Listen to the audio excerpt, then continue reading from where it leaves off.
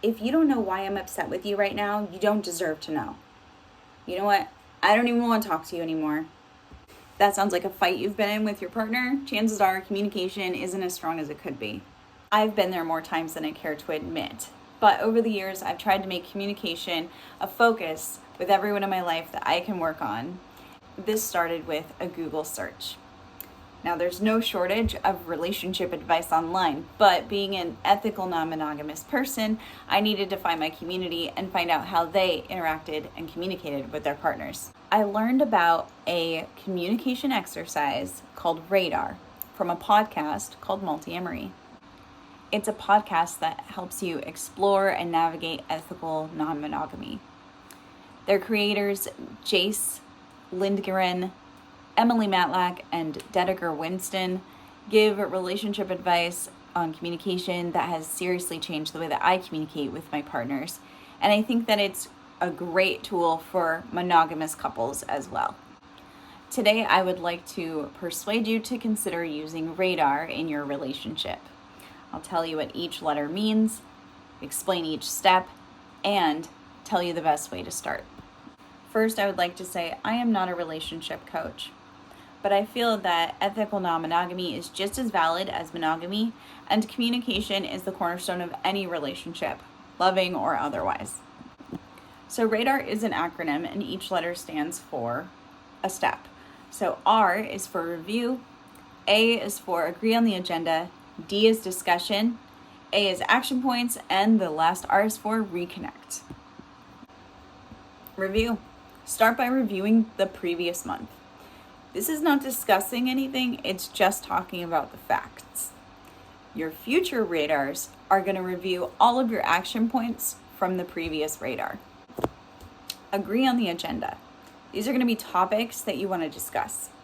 My radars use the topics that Multi-Amory uses and have on their website, which include quality time, sex, other partners, health, fights, or we call emotional labor, money, work projects, family, travel, or miscellaneous. You're going to use whatever you and your partner find most important in your relationship. Next, we're going to discuss. You're going to try to discuss each topic, whether there's a problem or not. A lot of times my radars go from laughing and reminiscing about something awesome that happened to crying and being emotional about an issue or a conflict. This is a time for you and your partner to take turns talking and really listening to each other. Action points.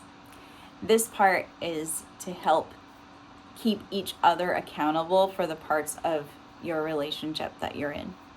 So, action points are things that you can do to change a situation or an issue. For example, my boyfriend wanted to stop smoking. So an action point when we talked about health, an action point was that he was going to chew nicotine gum and wean off the cigarettes. The action point for me would be to check in with him every once in a while and see how it's going. At our next radar, we'll review those action points and see if they were achievable, if we needed to change anything to make them more achievable. And keep in mind that not everything you discuss requires an action point. And finally, reconnect. You're going to try to find a way to reconnect with your partner after the radar is over and try to end the radar on a positive note. Some really common ways of reconnecting are cuddling, sexy time, or even just an activity that you both enjoy doing together.